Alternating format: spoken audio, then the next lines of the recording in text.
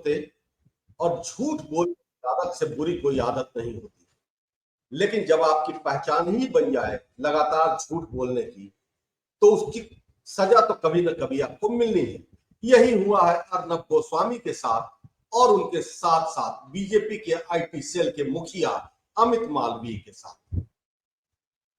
अर्नब और अमित के खिलाफ एफआईआर दर्ज करा दी गई है और एफआईआर ऐसी धाराओं में दर्ज कराई गई है जहां जमानत मिलना बहुत मुश्किल है, यानी कि अफवाहें फैलाना, जानबूझकर किसी को बदनाम करना।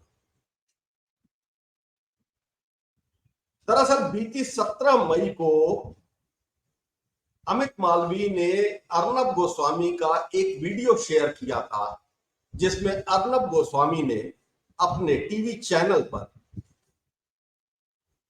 एक खबर दी थी जिसमें कहा गया था कि कांग्रेस का तुर्की में ऑफिस है।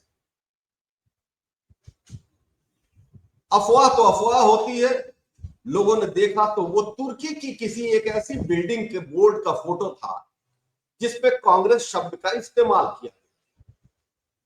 अब यही वीडियो और यही ट्वीट इन दोनों के गले की हड्डी बन गया।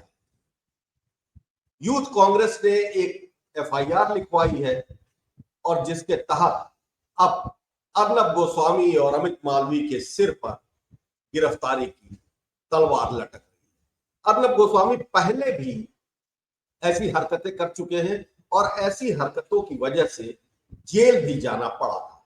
जेल से निकलने के बाद अर्नब के तेवर कुछ ढीले तो पड़े थे, मगर आदत है, जाएगी कैसे। दूसरी तरफ अमित मालवीय बीजेपी के आईटी सेल के मुखिया हैं और कई बार सोशल मीडिया और दूसरे न्यूज प्लेटफॉर्म पर झूठी आरोप फैलाते रहते हैं।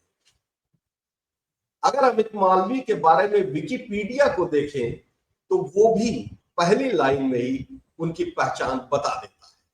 विकिपीडिया भी कहता है कि इनकी खबरें ज्यादातर झूठ होती हैं। अगर आप देखें तो अमित मालवीय के साथ झूठों के इतने उदाहरण हैं कि आप गिनते गिनते थक जाएंगे। कर्नाटक विधानसभा के चुनाव की तारीख के घोषणा के पहले ही उन्होंने एक ट्वीट पैदा कर दिया और उसको ये कह दिया कि ये टीवी चैनल की रिपोर्ट थी, वो भी झूठ था। एक दूसरे न्यूज मैगजीन के खिलाफ उन्होंने फर्जी रिपोर्ट छापने का आरोप लगा दिया, वो भी झूठ था। राजेश पायलट पे ऐसी टिप्पणी कर दी जो कतई झूठ थी और ये दावा किया गया है, स्पष्ट आंकड़े तो नहीं है, लेकिन ये दावा है कि 2014 से 2025 के बीच में अमित मालवीय ने कम से कम 200 झूठ फैलाए।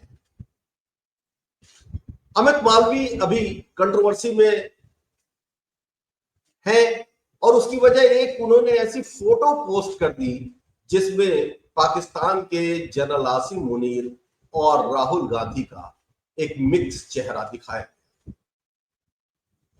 बीजेपी का आईटी सेल पहले भी बदनाम हो चुका है और उसके बदनामी का ठीकरा अमित मालवीय के सर।